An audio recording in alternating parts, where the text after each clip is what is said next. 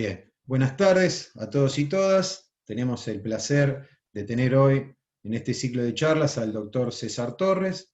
César Torres es doctor en Filosofía e Historia del Deporte. También es profesor de Educación Física del Romero Bres. ¿Sí? Es argentino y el día de hoy está trabajando en el College Brock Sports dependiente de la Universidad de Nueva York. ¿Sí? Vamos a tratar de charlar hoy sobre el fútbol infantil mixto, ¿sí? Y la enseñanza del mismo. Yo quisiera preguntarte, ¿qué entendés vos por el fútbol infantil? Ante todo, buenas tardes, Fabián. A través tuyo aprovecho la oportunidad para saludar a tus alumnos y a tus alumnas. Por el fútbol infantil, o diría infanto-juvenil, entiendo a ese juego que se llama deporte, que se centra en el control del balón fundamentalmente con los pies, aunque no exclusivamente, y que está destinado, organizado a niños, niñas y jóvenes hasta, diría, cuando comienzan la adultez. Por eso expandía la franja etaria más allá de lo infantil para incluir también a lo juvenil, aunque entiendo que hay diferencias importantes entre la niñez y la juventud en cuanto al desarrollo de las personas. Pero creo que se puede hablar, en tanto estas personas no son todavía consideradas adultas, de un todo infanto-juvenil con las diferencias del caso. Bien. ¿Marcás una diferencia entre lo que es el juego y el deporte? Todo deporte es un juego, pero es un juego con características muy especiales. Y lo que caracteriza a los juegos que son deportes es que se pone a prueba un conjunto de habilidades altamente especializadas físicas.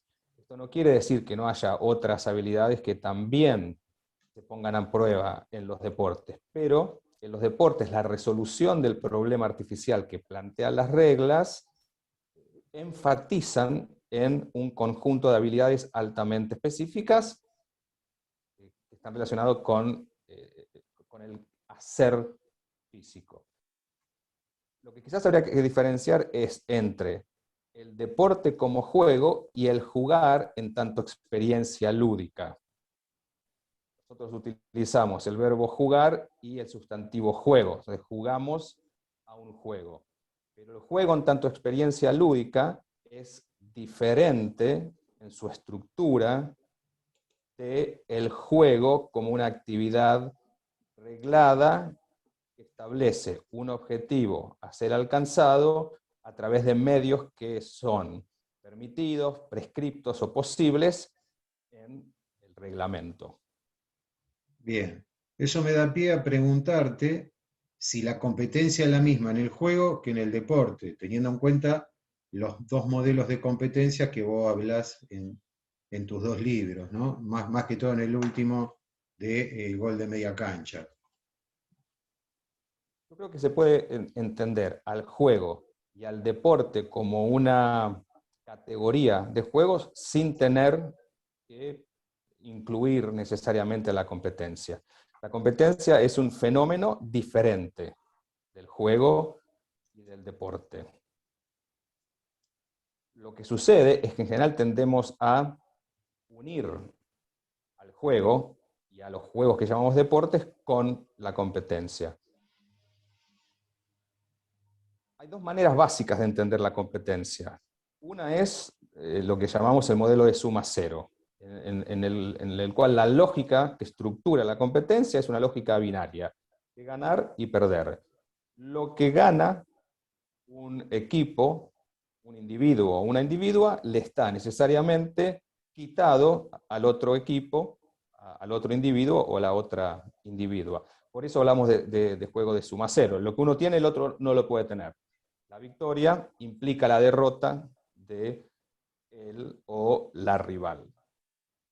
En esa visión de suma cero se tiende a percibir a los y a las rivales como separados. Se los tiende a percibir escindidos. Y en casos más extremos se lo ve como un obstáculo a superar al rival. La visión mutualista, por el contrario, es una visión que no niega que la competencia tiene rasgos de suma cero. La victoria y la derrota están presentes, pero va más allá de esa estructura. Lo central en el modelo mutualista es la construcción cooperativa de excelencia, o por lo menos de aspirar a la excelencia. Un colega, lamentablemente fallecido, el filósofo estadounidense Robert Simon, decía que la competencia es mejor entendida como un desafío mutuo hacia la búsqueda de la excelencia. La excelencia puede lograrse o no. Se va a determinar un ganador, una ganadora, un perdedor o una perdedora, aunque también en algunos deportes se da la posibilidad del empate. Muchos deportes están estructurados, o la competencia en muchos deportes está estructurada de manera tal que se fuerza un ganador o una ganadora. Pero esto no es necesariamente, no es un requerimiento necesario. Es una opción que tomamos cuando organizamos la competencia deportiva. En la mirada mutualista, los y las rivales se ven como co-constructoras de la competencia en primer lugar, porque es imposible competir si no tenemos a un otro o una otra enfrente, sea un individuo, una individua o un equipo, conformado por un conjunto de individuos e individuas. No sé si la palabra existe, pero si no la creamos en... Ya la acabas de inventar, no importa. En función, creamos un neologismo en función de la igualdad de género. En la visión mutualista, entonces, hay una asociación, una mancomunación entre quienes participan en la competencia en un todo que se desafía mutuamente en búsqueda de la excelencia.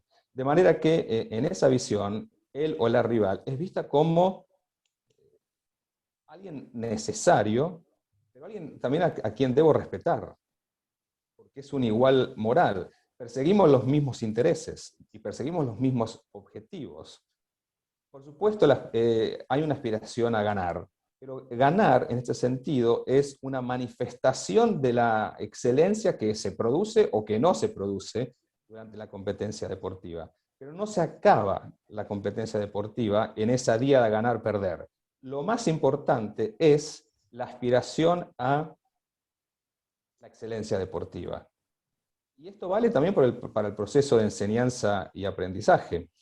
Se enseña y se aprende en el fútbol una serie de habilidades que conforman lo que el filósofo escocés Alasdair MacIntyre llama los bienes internos.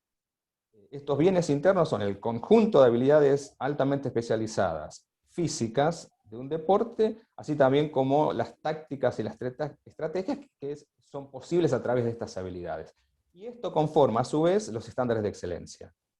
Cuando un entrenador o entrenadora, maestro o maestra de deporte, de educación física, de fútbol,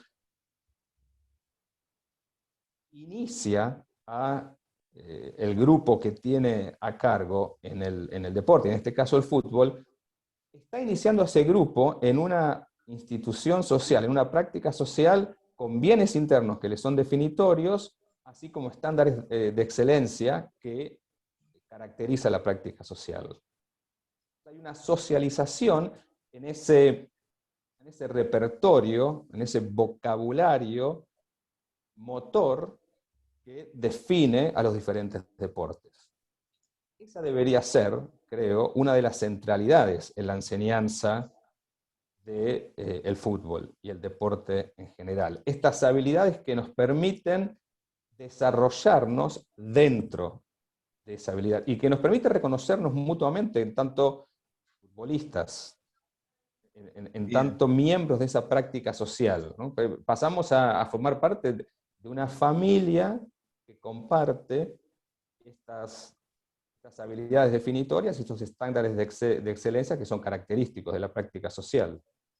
En relación a estos bienes internos, ¿sería lo mismo de lo que vos hablás de la lógica interna? Estos bienes internos son los que componen, ¿sí?, esta práctica.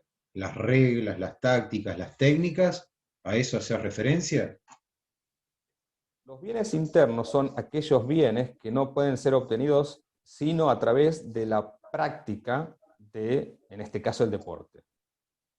No podemos adquirir las habilidades propias del fútbol, controlar el balón con el pecho, con el pie, el golpe o el pase con el borde interno, con el borde externo. Todas esas habilidades solamente se pueden obtener a través de la práctica. Bien. Son únicas, definitorias de la práctica social. Los bienes externos, por el contrario, son aquellos bienes que pueden ser obtenidos a través de diferentes prácticas sociales y que no definen a ninguna en particular. Por ejemplo, el reconocimiento, el dinero, el poder, los contratos, son bienes externos. Porque si bien pueden obtenerse a través de la práctica del deporte o del fútbol, también pueden obtenerse a través de la práctica de la medicina o del arte. Por eso es que los bienes internos, que en este caso están íntimamente relacionados con las habilidades físicas altamente especializadas, las tácticas, las estrategias que conforman los estándares de excelencia. Y todo esto está relacionado con las reglas que permiten determinados tipos de movimientos, prescriben otras y prohíben otras. Estas posibilidades, prescripciones y proscripciones tienen que ver con la lógica interna del deporte. Las reglas plantean una lógica interna, lo que llamamos la lógica de la gratuidad. La lógica de la gratuidad plantea que en los juegos, y en los juegos que llamamos deportes, nos autolimitamos en los medios para poder alcanzar el objetivo que plantean las reglas, porque esa aceptación hace posible la actividad. De manera que utilizar las manos en forma intencional durante el juego abierto, con excepción del arquero o de la arquera, contradice esa lógica interna. ¿Dónde? Trampa, Sí, sí, una contradicción a esa lógica que define el fútbol. entre las reglas y las habilidades que vos hablaste, ¿la táctica dónde la incluirías? La táctica sería... O antes de eso, ¿qué entendés vos por táctica? Entiendo una manera de, en el caso del fútbol, colectivamente plantear el logro del objetivo que está estipulado en el reglamento, que es introducir la pelota en el arco rival.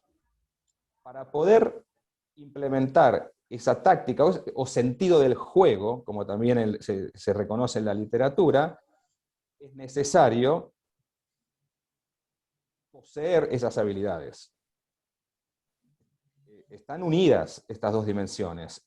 Es muy difícil implementar una táctica sin poseer las habilidades que son necesarias para poder llevarla adelante. Uno puede tener un sentido del juego abstracto, pero si no se poseen esas habilidades es muy difícil materializar esa coordinación colectiva que nos permite llevar adelante la persecución de la meta que plantea el fútbol. Bien. En relación a esto, en la concepción mutualista que aparece, a veces, o al menos lo que entendí yo, aparece la enseñanza de ciertos valores humanos. ¿Cuáles serían los principales para vos que se deberían tener en cuenta al momento de enseñar?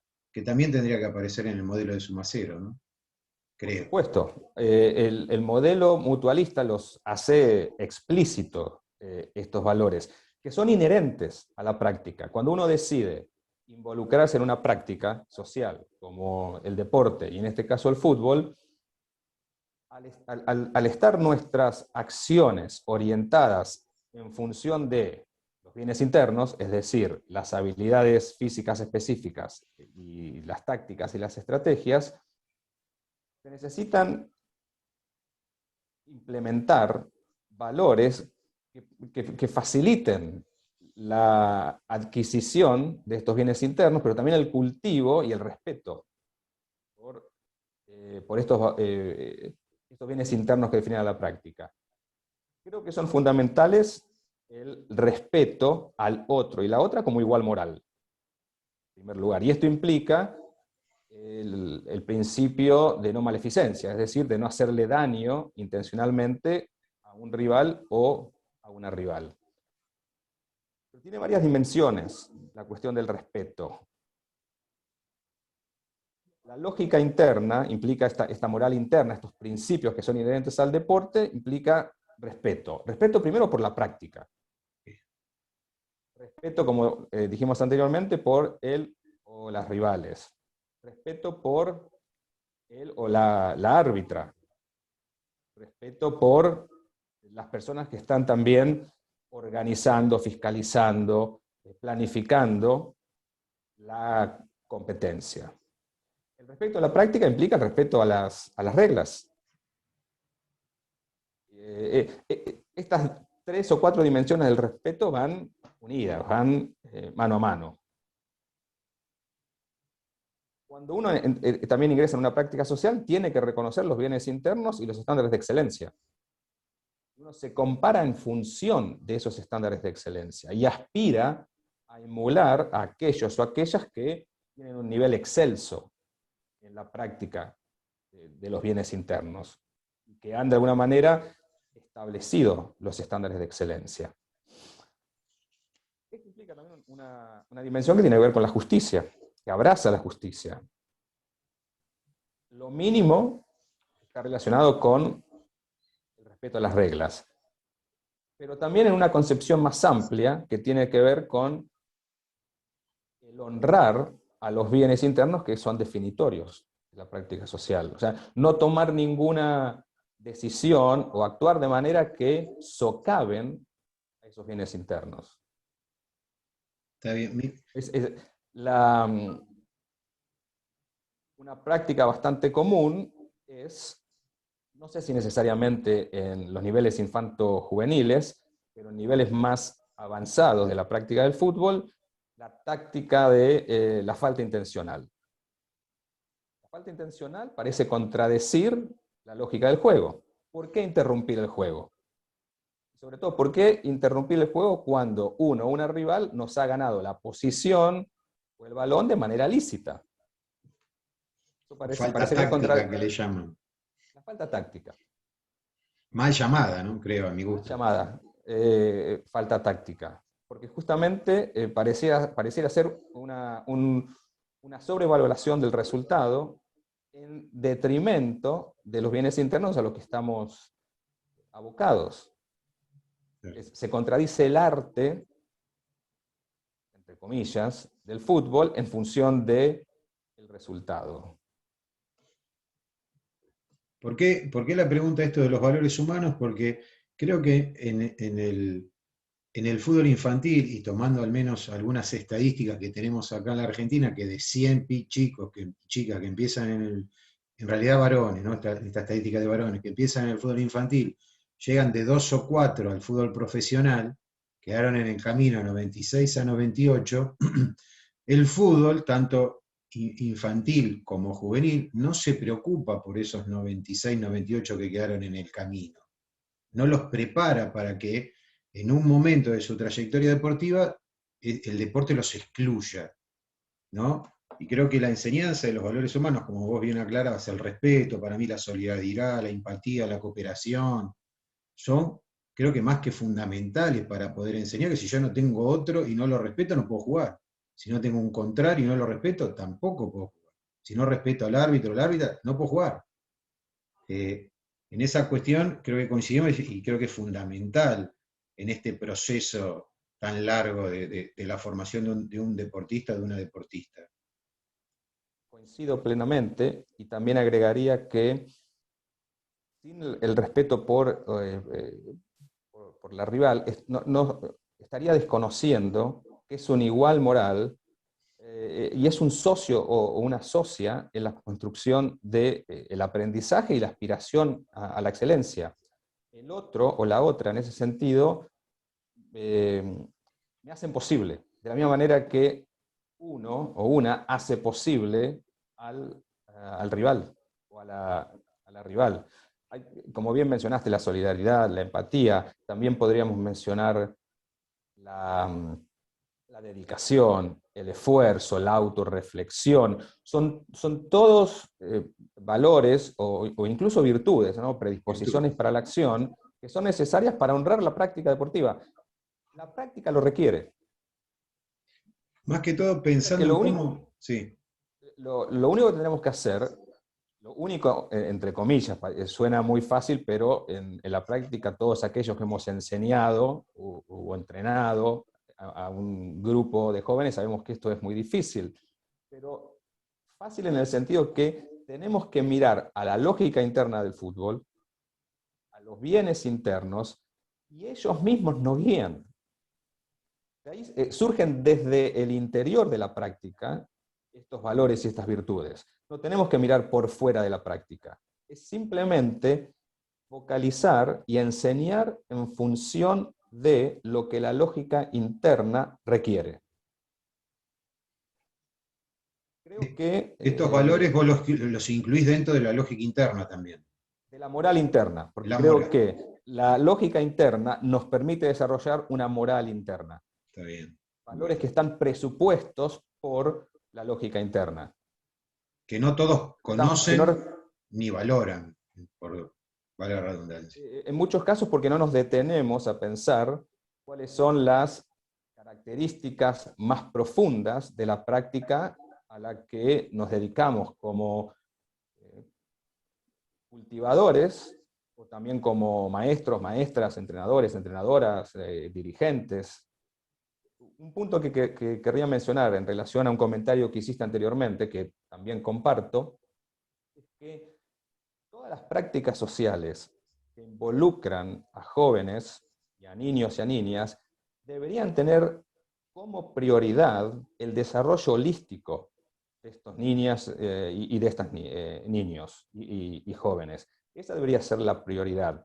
En ese caso, el fútbol es un medio más para el desarrollo de ese futuro futuro niña, futuro niño que está en desarrollo. Eso no implica no tener en cuenta las necesidades y los intereses de los jóvenes y de los niños y las niñas en la medida en que van creciendo, pero sino tener en cuenta que se está formando para hoy, pero también para el futuro, para ese futuro adulto o adulta, ese joven es hoy. Creo que hay una obligación de todas las instituciones sociales que trabajan con estos grupos de alentar su autonomía, su libertad, para que, para que obtengan una voz que sea propia, que permita entrar en la adultez con estas herramientas que le permitan desarrollar los planes de vida que están en desarrollo, en el fútbol o por fuera del fútbol. Por eso te aclaraba esto de las estadísticas que a veces son muy duras, y pensando en lo que sucede en esta ciudad de La Plata y lo que pasa también en Capital Federal con las ligas FAFI, FEFI, con el fútbol de salón, acá siempre escuchás en el ámbito del fútbol lo inclusivo que es el fútbol, ¿no? Pero es como una contradicción, porque acá entran 7 a jugar y hasta hace un tiempo de 5 suplentes podían entrar 2 y después 3, ¿sí? Siempre 2 se quedaban sin jugar. Hoy algunas ligas cambiaron, obligan a todos a que hagan todos los cambios, pero ya los técnicos, que no son técnicos, acá se los llama delegados, pero tienen un cursito de técnico, no son profesionales de la educación física ni del deporte, ¿qué hacían? Le buscaban el límite a la regla, entonces no llevaban suplentes, jugaban con los 7 titulares que teóricamente ellos son los más hábiles o los mejores. Entonces, esa inclusión que el deporte habla por sí mismo, es como que ya estás al borde de la regla, no estás agrediendo la regla, pero no hacías cambios. Entonces, había una gran exclusión. Desconocía el caso, me parece muy interesante para analizar, porque Perdón, todo lo que está dentro de las reglas. ahora lo que hicieron es que tenés que llevar como mínimo 3 suplentes y que entre. Claro, es fascinante, realmente, No, no, por eso. cómo se buscan alternativas para seguir manteniendo el modelo de suma cero y enfatizar Claro, el ganar y el perder. Si nos centraríamos en la lógica constitutiva del deporte y en esa aspiración a colaborar en el desarrollo holístico de los niños y las niñas, uno podría hacer un caso muy, muy fuerte que ese tipo de decisiones va en contra del espíritu de la regla y que se está anteponiendo el resultado por sobre la lógica interna y el desarrollo holístico que los niños y las niñas y los y las jóvenes tienen derecho a reclamarnos. Bueno, lo que pasa que vos le preguntás eso a un delegado, a veces llamado técnico, y te puede decir, pero yo no estoy transgrediendo las reglas. Y en realidad es un dilema moral ahí, como vos acabas de decir. O sea, ¿qué es lo que qué es lo que corresponde hacer? Y bueno, para nosotros dos correspondería que jueguen todos al mismo tiempo. La verdad, a mí el resultado no me molestaría, ¿sí? Una posible En ese sentido. respuesta a esa persona para continuar con la reflexión es plantear que no todo lo que está dentro del reglamento es necesariamente moralmente aceptable. Exactamente. Y Claro. sin tener en claro estos fines más amplios como el desarrollo holístico y el cultivo de los bienes internos, la instrumentalización de la práctica para fines más estrechos es posible. Y para ir cerrando, para agradecerte en esto, si puedes ampliar esto del desarrollo holístico para aquellos que no están muy familiarizados con ese tipo de conceptos o de términos. El desarrollo holístico es un concepto que de alguna manera intenta responder a las teorías dualistas que dividen a la persona entre la mente y el cuerpo. Intenta dar cuenta de que somos un todo significativo. Y en cualquier actividad en la que nos involucremos, estamos involucrándonos en forma total, ¿no? Intenta correrse de estos conceptos mente-cuerpo y habla de un desarrollo que tiene que ver con todos los aspectos de la persona. Y esto es fundamental en el crecimiento, el proceso de crecimiento y desarrollo de las personas. Proveer herramientas para que ese desarrollo holístico, orgánico, amplio, se lleve adelante. Y que no pensemos que cuando hacemos fútbol solamente trabajamos en, entre comillas, lo físico. Si bien es cierto que hay una preponderancia en la utilización de habilidades físicas altamente especializadas para lograr el objetivo del fútbol, pero estamos trabajando con toda la persona. Está involucrada toda la persona, afectivamente, sentimentalmente, cognitivamente.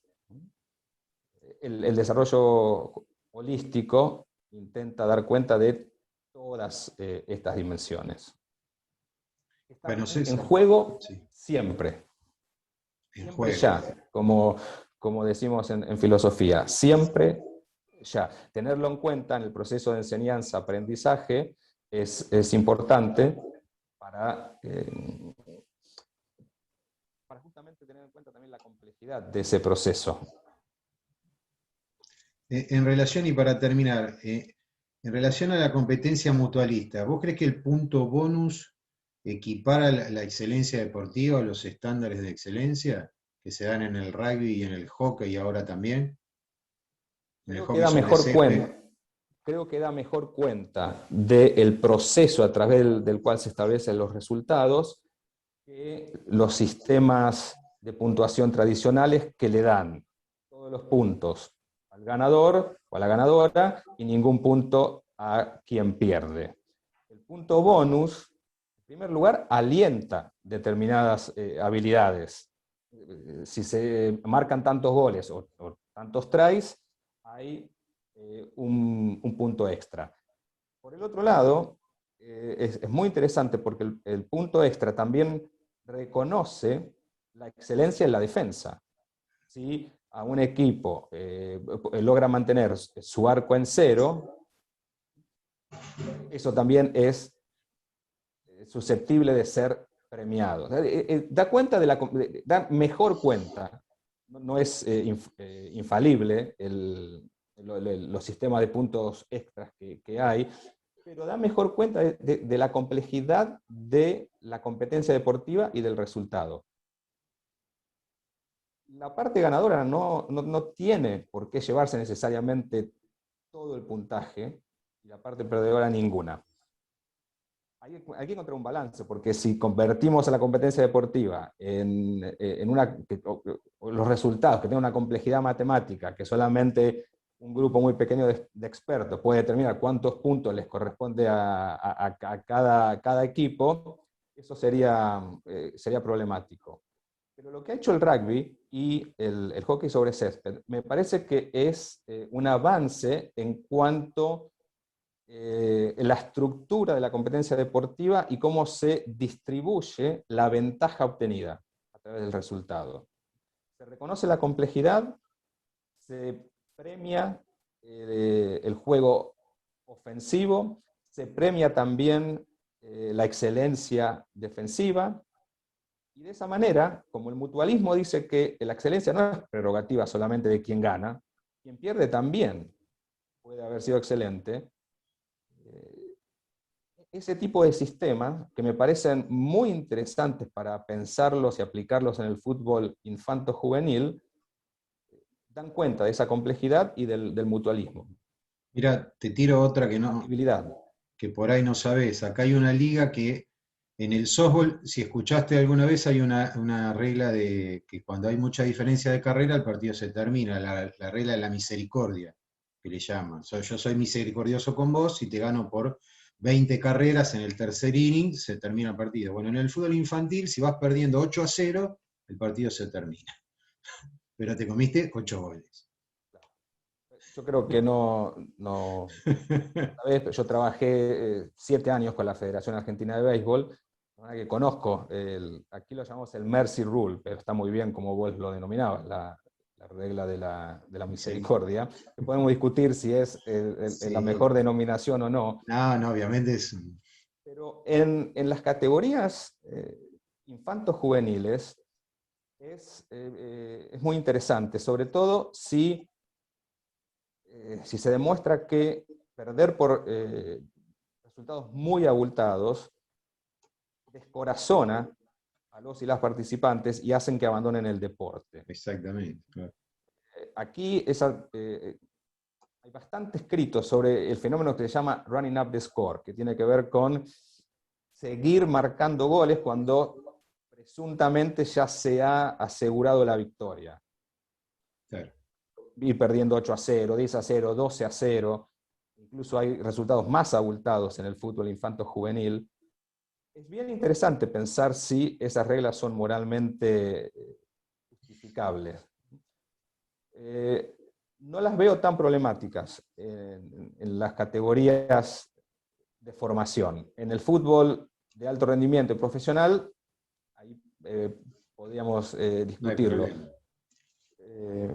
Pero se podría hacer un argumento mutualista para la implementación de este tipo de estrategias que minimizan esas situaciones que son muy embarazosas a veces. Pero también es importante que quienes conducimos estos procesos podamos trabajar con los niños y las niñas para plantearles que el resultado, si no hubo ningún tipo de